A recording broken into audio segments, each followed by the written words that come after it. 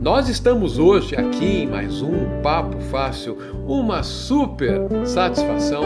Voltamos a conversar com a Tenable, hoje com o Felipe Pinheiro, engenheiro de cibersegurança.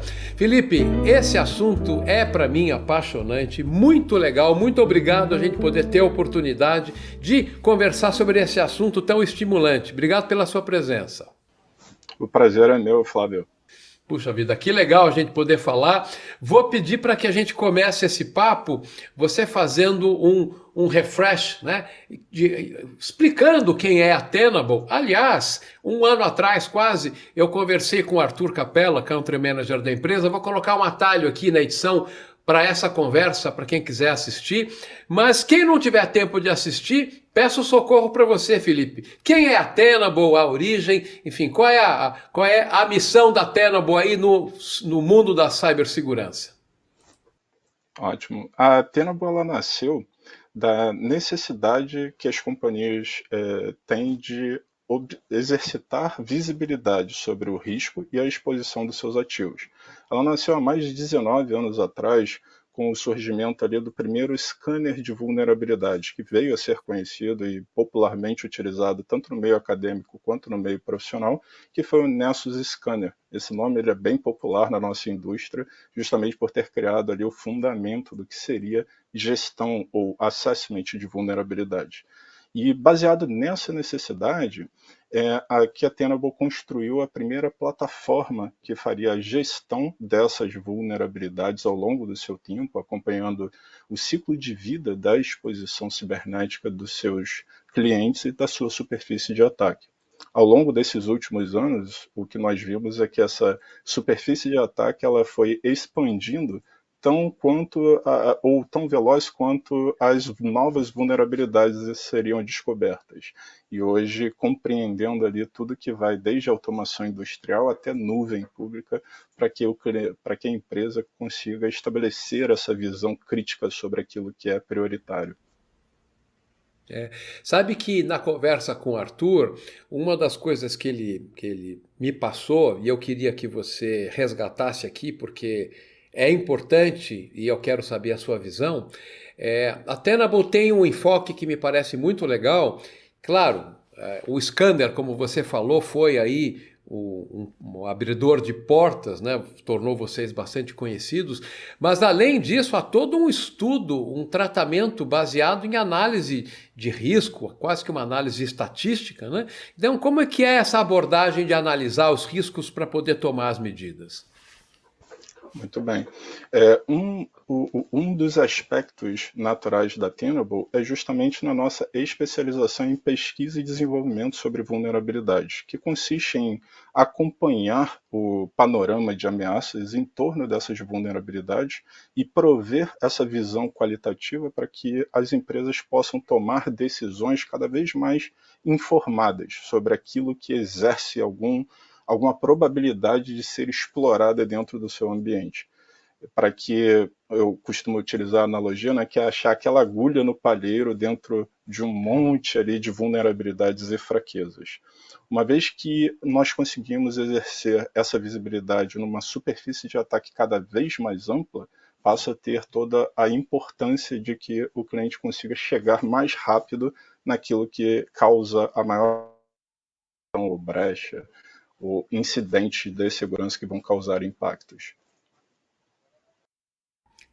Sabe que a visão que eu consegui depreender disso tudo é que se você passar um scanner de vulnerabilidade em qualquer lugar, ou se você encostar o seu carro no mecânico para uma revisão, uma detecção primorosa, rigorosa, vai achar um monte de defeitinho. Ah, o espelho está meio solto, uma lanterna aqui está faltando um parafuso. Agora, se você encontrar um disco de freio para trincar ou trincado, é outra coisa, né? Então, é um pouco dessa análise da vulnerabilidade em si versus o malefício que pode causar se ela for explorada, que eu acho que é o valor de vocês apontarem para as empresas, né? Absolutamente. Se nós pegarmos estatísticas das vulnerabilidades mais exploradas ano após ano, nós notamos duas tendências em particular. A primeira é que as vulnerabilidades mais antigas costumam ser as mais exploradas, tanto pelo tempo de maturidade de código de exploração e a amplificação do acesso desse código para atacantes de baixo conhecimento técnico, que é quem vai trazer a maior parte do risco durante o ciclo de vida ali de uma vulnerabilidade. Então, ter a visão quando descobertas, se aquela vulnerabilidade traz de fato um risco para dentro da empresa, passa a ser primordial para que nós possamos focar o nosso esforço, que está cada vez mais escasso, não só pelo talento, mas pelo custo também desse skill dentro do nosso mercado. E isso me faz pensar o quanto ampliou o mercado das empresas de cibersegurança, por conseguinte da Tenable, em função disso tudo que você está falando, né? Então, assim, na sua visão, qual é o perfil de um cliente da Tenable? Existe alguma vertical em particular, porte, ou vale para qualquer vertical, qualquer porte? Enfim, vamos falar um pouquinho sobre isso. Hoje nós atendemos qualquer porte, porque entende-se que toda empresa, todo negócio que pratica, faz a sua operação hoje no mundo digital, ela vai ter algum tipo de exposição. Por consequência, ela vai ter uma superfície de ataque. Então, fica cada vez mais evidente a necessidade de que essa superfície de ataque seja, primeiro, monitorada, seja descoberta, para que a empresa ganhe o conhecimento de que há uma superfície exposta e de algo que precisa de monitoramento, e, eventualmente, também a avaliação dessa superfície, seja ela interna, seja ela no meu ambiente de negócio, no chão fabril, ali na planta industrial, ou então em ambientes como Active Directory ou Cloud, outras superfícies que também precisam de abordagens distintas, mas também o mesmo foco na descoberta de riscos que possam ser explorados. E tendo a relevância e a contextualização sobre quais riscos precisam ser endereçados primeiro. Esse é o ponto mais crucial e importante, entender quais são os ativos mais críticos e as vulnerabilidades de maior risco, para combinar essas informações e conseguir distinguir a exposição de fato. Nós conversávamos há pouco sobre vulnerabilidades no ambiente de nuvem pública, né? E eu sei que vocês têm aí um anúncio recente, acho que de uma parceria com a AWS, então eu queria que você comentasse um pouco sobre a disponibilização desse tipo de recurso num ambiente de nuvem pública. Aliás, muitas empresas, às vezes desavisadas, acham que está na nuvem e está seguro. E não é bem assim. Existe uma divisão de responsabilidades, né? Isso é importante que as empresas saibam. Então eu queria que você comentasse um pouco sobre isso e sobre essa disponibilização desse recurso na AWS. Sim. Essa parceria que nós temos com a AWS já é uma parceria de longa data e que vem trazendo aí algumas inovações. Dentre elas, uma das inovações que nós conseguimos trazer aqui para o território nacional é o ponto de presença da nossa solução, da nossa plataforma, do Tenable.io, que seria a nossa plataforma Software as a Service, servida em cloud. E na medida em que ela é fornecida através do ponto de presença no Brasil, em São Paulo, eu agora consigo atender companhias e empresas que são regulamentadas e que não poderiam hospedar dados de clientes ou dados mais sensíveis fora do território nacional. Então, eu sou a primeira plataforma de gestão de vulnerabilidades que tem esse serviço em território nacional e consegue, por consequência, atender essa necessidade também. E você citou a questão da segurança em cloud, que muitas vezes é confundido no que tange a responsabilidade dos controles de cibersegurança. E quando a gente fala de cloud pública, existe o conceito que o provedor de cloud traz quando o serviço é contratado, que se chama de modelo de segurança compartilhado. A depender do tipo de serviço ou do tipo de contrato firmado com o provedor, essa segurança cibernética ela tem um compartilhamento de responsabilidades, por onde o cliente em si precisa empregar controles, monitoramento e visibilidade para que os dados permaneçam seguros. e não apenas para cargas de trabalho, ou como nós costumamos chamar de workloads mais tradicionais, mas também para os workloads mais modernos. Hoje, uma das tendências que nós vemos no mercado é o que nós chamamos de infraestrutura como código, que nasce com uma superfície também de exposição muito grande, na medida em que o time de desenvolvimento agora passa a provisionar a infraestrutura necessária para suportar as suas aplicações. Então, é uma nova superfície de ataque que usa dessa fragilidade da responsabilidade de cloud e exige uma abordagem técnica diferente de como olhar para esse risco. É. Eu sinto que isso foi, foi uma questão de maturidade do mercado, né? No começo havia até uma certa ingenuidade, mas que devagarzinho eu acho que isso se resolveu, já são menos empresas que têm essa visão, ainda bem. Agora, uma notícia recente que eu li sobre vocês, aliás, semana passada, que vocês foram apontados mais uma vez pelo IDC como primeiros aí na área de Device Vulnerability Management, né? Então, e que é, como você falou, que tem muito um pouco a ver com a origem da empresa, mas eu queria saber se a Tenable tem a oferta de fazer um assessment nas empresas clientes ou não clientes com o intuito de apontar as vulnerabilidades encontradas e sugerir ações para mitigar isso, né? Vocês têm esse tipo de oferta? Nós não temos uma oferta diretamente da Tenable, porém nós trabalhamos com as empresas consultoras, que são canais de revenda, que hoje atuam no mercado brasileiro e levam esse serviço de consultoria usando a nossa plataforma e usando a nossa tecnologia para justamente prover essa visibilidade para a empresa.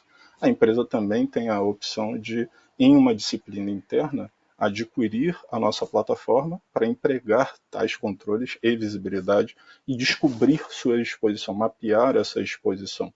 E a Tenable ela é líder nesse mercado de quantificar a exposição cibernética através da combinação e correlação dessas superfícies de ataques que são suportadas e a contextualização por trás dessas vulnerabilidades. Porque não basta trazer para a empresa o conceito apenas do número de vulnerabilidades. Há de se trazer hoje também o risco associado a cada uma delas para que a gente saia do problema mais comum de quando uma empresa decide empregar o controle de gestão de vulnerabilidades, que é a volumetria, é a priorização. Hoje são inúmeras as vulnerabilidades que surgem ano após ano e, por consequência, é um desafio. Não, é muito importante isso que você falou, por meio das ações consultivas do canal, mas utilizando o recurso de vocês, o que realmente é bastante importante. O nosso tempo já foi, mas eu tenho um assunto que eu gostaria de comentar com você. O mundo está saindo de um isolamento, entrando num momento híbrido, né? Muitas pessoas permanecendo trabalhando em casa ou regime parcial, enfim. Esse ambiente híbrido, quão desafiador ele é no aspecto da segurança e o quanto importante também é você tomar conta desse parque híbrido e como que isso pode ser feito com o intuito de minimizar riscos de segurança, porque aí a área de ataque, a área de exposição fica ainda maior, né? Fica muito maior e o principal desafio é que ela fica muito difusa, onde anterior à pandemia a indústria como um todo já pregava a dissolução do que nós chamamos de perímetro, que seria aquilo que separaria principalmente o que a empresa julga como não confiável, leia-se a internet como um todo, e aquilo que é confiável como perímetro interno. A pandemia e a movimentação do trabalho remoto e a normalização dessa metodologia, dessa forma de trabalhar, ela traz microperímetros, por assim dizer, que é a casa de todo colaborador, é o notebook de cada colaborador. A tendência do cybercrime já era orientado ao que nós chamamos de ataques à máquina do cliente, ou seja, ao perímetro do usuário final, para comprometimento de credenciais, para exploração de vulnerabilidades que geralmente não eram mitigadas em virtude desse foco e concentração do perímetro, as empresas agora passam a prestar atenção e cobrir a máquina do usuário como se fosse um perímetro super importante, um perímetro super crítico.